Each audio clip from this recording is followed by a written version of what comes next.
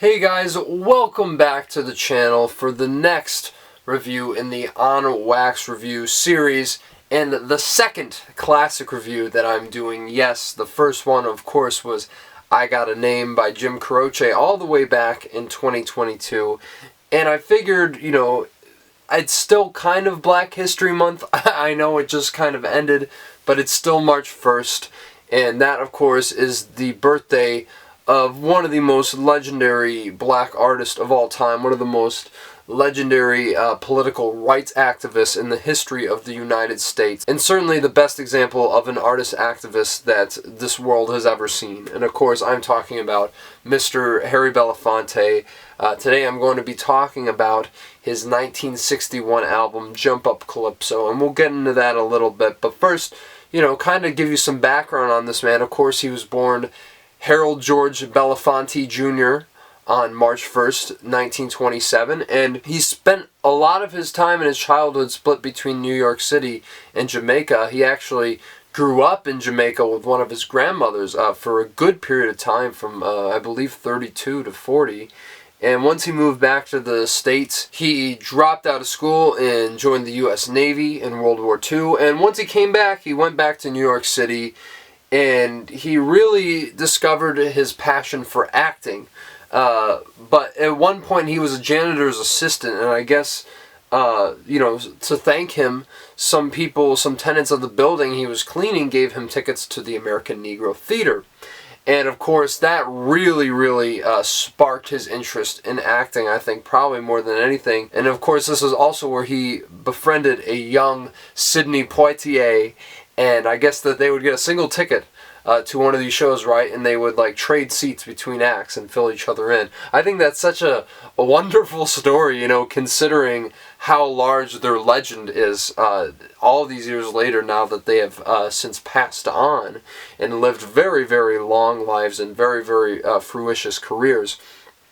And just to see that happen is pretty incredible. But by the end of the 40s, he took classes in the dramatic workshop at the New York School, where he was taught alongside names like Tony Curtis, Walter Matthau, B. Arthur, of all people, of course Poitier, and also the legendary Marlon Brando. So kind of to pay his dues for that class, he kind of took up doing, sort of nightclub singing. In one of the first nightclub shows he ever did, he was backed by Charlie Parker, Max Roach, and Miles Davis. I mean, talk about a lineup of people that were around during this time who he worked with. And of course he eventually gained a fondness for performing, and more so he was more interested in folk music, which obviously manifested itself in so many ways. And then eventually, his acting career took off. He won a Tony for John Murray's Almanac, I believe, in 1954. And then, of course, in 1956, he came out with his breakout album, Calypso, which was the first album to sell 1 million copies. It's a really impressive feat, considering he was a black artist at the time doing this, when Elvis didn't even quite do that. Or maybe he did, but Belafonte was the first, and I think that's just an amazing feat nonetheless. And then, of course, we know the rest from there. The rest is history. I mean, this man went on to become an EGOT winner, such a passionate champion for civil rights, marching alongside his dear and close personal friend Martin Luther King Jr. This man is an absolute legend who fought for activism till the very end of his life, was thankfully inducted in the Rock and Roll Hall of Fame right before he died in 2022. He was inducted, and of course he died last April. And yeah, I mean, even before he had passed, Belafonte was one of my favorite artists, I think, of all time, and certainly of his era. I think he's the cream of the crop. I don't think that there was anybody from that decade, at least if we're talking about the 50s, in my opinion, that quite comes to that level for me, as much as I enjoy his music. Just how brilliant of an artist he was. I just think Belafonte had it all. He had, of course, I mean, outside of artistry, he had insanely good looks, but he had an insane amount of charisma, both as a person and as a performer, but also just an incredible voice to go along with it. on top of some very tasteful arrangements most of the time, and a great sensibility for Caribbean calypso music, which he obviously helped popularize in the United States. And Jump Up Calypso, to me, when I first heard it, I immediately knew, I was like, okay, I think that this is easily my favorite Belafonte album, which is a really tough feat. I mean, it kind of blows Calypso out of the water a little bit, and I love that record. Though I will say Belafonte at Carnegie Hall comes pretty close, and I might be talking about that at some point on the channel for sure. But it's one of those things where I just think the production is so much bolder, so much life throughout every single one of these songs. So much fun.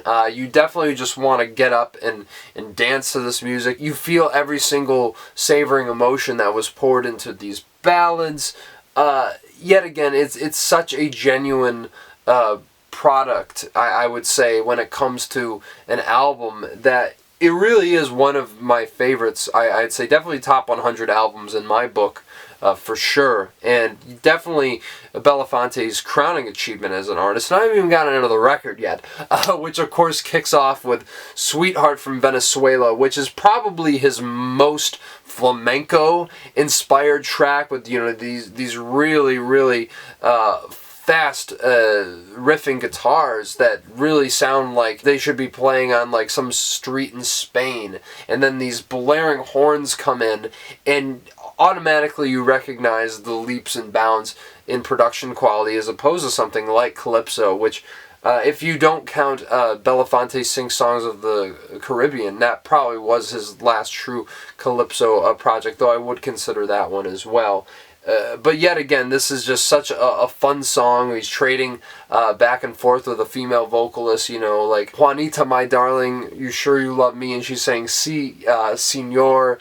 And it's just such a fun song, but it's so energetic, and it's such a brilliant way to get you into this album, which is followed up by the also brilliant Go Down Emmanuel Road, which is essentially a work song that's kind of permeated with a lot of steel drums in the background and some very gruff and tough male backing vocals. And there's a bit of a call and response on that song as well.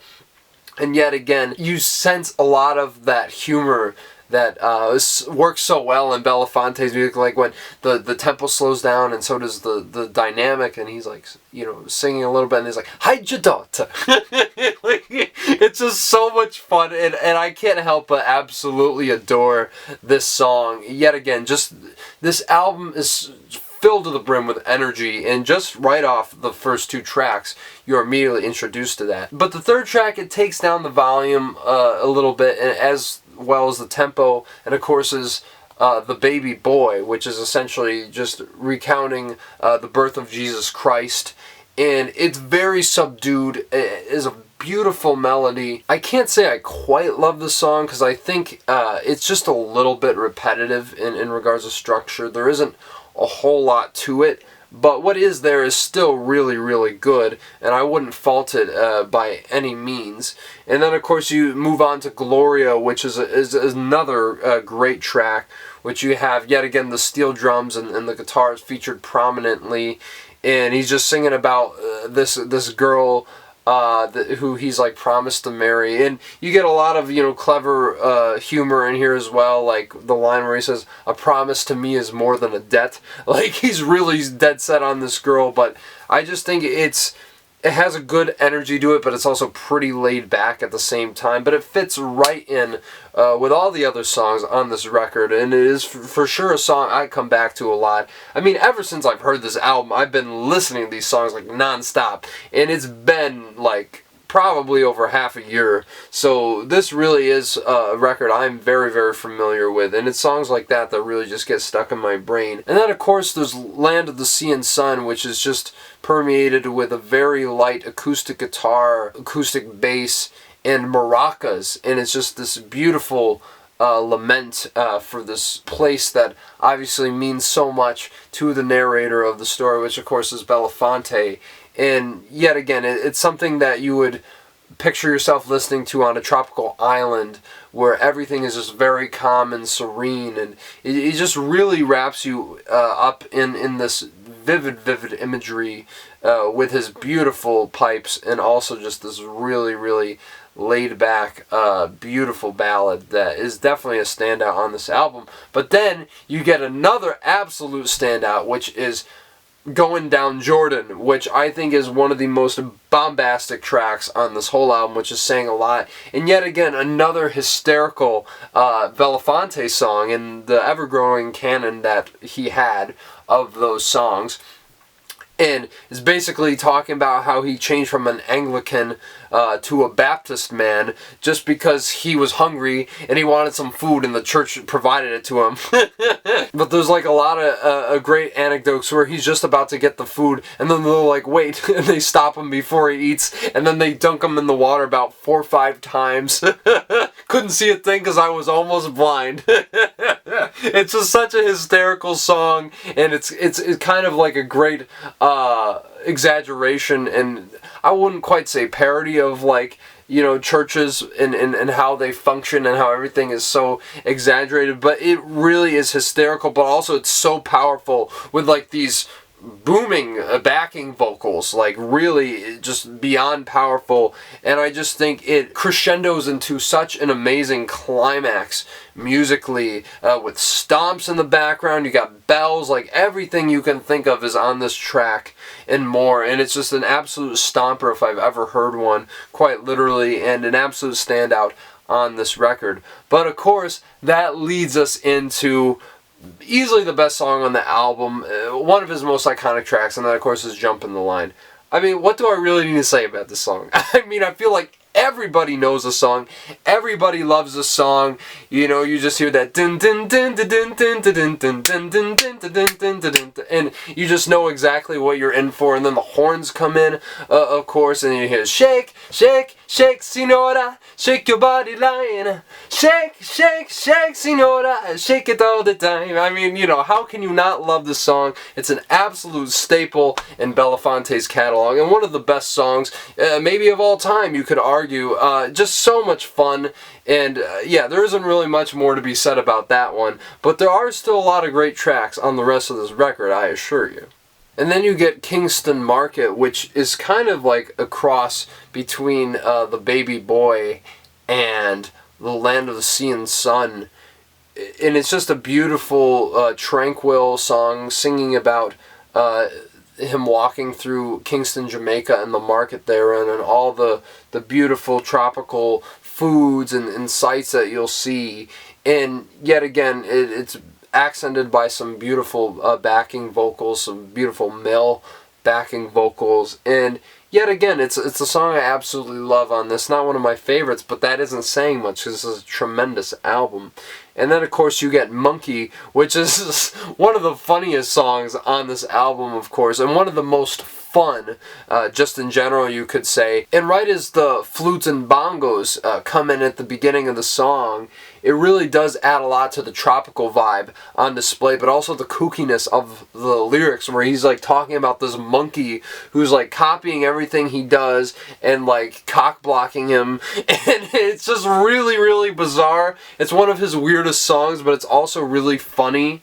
I mean, the fact that he's like, I have to use Gleam toothpaste to shave, and look, I don't condone animal abuse by any means, but it is pretty funny what happens in this song, and just the whole idea of it. It's really bonkers, but I absolutely love it, just because of everything that I've said, and it's just, yet again, it's so much fun. Why can't we have fun? Alright, anyway, so that's another great track on this album. And of course that leads into These Are the Times, which is a song accented so beautifully by a xylophone, very understated. Yet again, another ballad on this album, but it's just so beautiful. I think some of the absolute best lyrics on this entire album, of course not written by Belafonte, but the legendary Calypso songwriter Lord Burgess. I mean, just listen to these verses where the first one especially was like, when the tides at ease on the evening breeze and the scarlet moon starts its gentle rise, the drowsy whale spouts a misty trail, and the stars gather slowly in the skies. I mean, come on. And probably my favorite on this song, when he's like saying, in Mandalay at a gay cafe, and the wee little hours of morn, when guitars and violins end their play with a hymn to the goddess of dawn. I mean, if that isn't true mystifying beauty, I don't know what is, but I think it's captured so poetically on wax on that song that I can't help but absolutely adore it. And that leads into Ballymena, which honestly is my least favorite song on this album. It's not bad by any means. I mean, there's not a weak song on here, but yet again, you're getting more of the same with the balladry. And I think this is like the one time on the album where the backing vocals are a little bit distracting for me. It's a little bit too overpowering. Maybe the harmony and arrangements on the male vocals also detract a little bit. But, you know, not a bad song by any means. It's just kind of unremarkable compared to the rest of this record. And then, of course, you end on Angelina, which is easily one of Belafonte's best songs you can make the argument for, in the same vein as Sweetheart from Venezuela or Jump in the Line. It's a very energetic, filled to the brim, bombastic song, you know, right from the beginning when you hear like the steel drums and you hear those horns come in. It's just so loud and really grabs you by the throat, I think. And yet again, it's just a song about his love for this girl. You know, I've sailed around the horn, you know, and he's found that she's the only one. He's been to all these places in the world, but it's Angelina who he comes back to. And yet again, maybe some of the best arrangements on this entire album. And of course, the backing vocals as well. The instrumentation throughout the entire thing, whether it be the brass instruments, the woodwinds, what have you. It's just absolutely amazing. It's a banger if I've ever heard one, and an amazing way to close out such an incredible record. I mean, I've talked about this album for quite some time, but I really do think that this is one people should be talking about more. And especially Belafonte as an artist, because everyone knew who he was.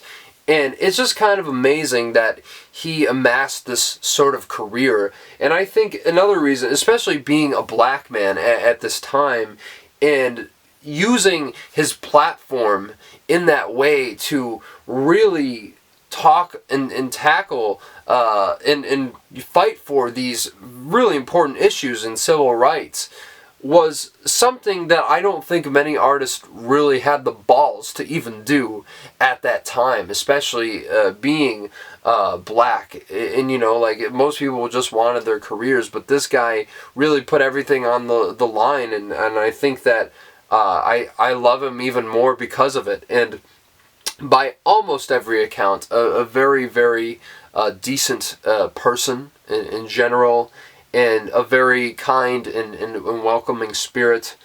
And yeah, I mean, this man lived to be 96 years old, and, you know, that's nothing to scoff at all. I mean, this man lived a long and tremendous life. We were lucky to have him as long as we did, and, you know, just want to say, wherever you are, Mr. Belafonte, happy 97th birthday. Wish you were still here to celebrate it with us, but even so, this is my way of celebrating you, good sir, and the career that you had, and the tremendous art that you gave to so many people that we are still enjoying to this day. So yeah, guys, let me know down in the comments below if you love Jump Up Calypso, if you love Harry Belafonte.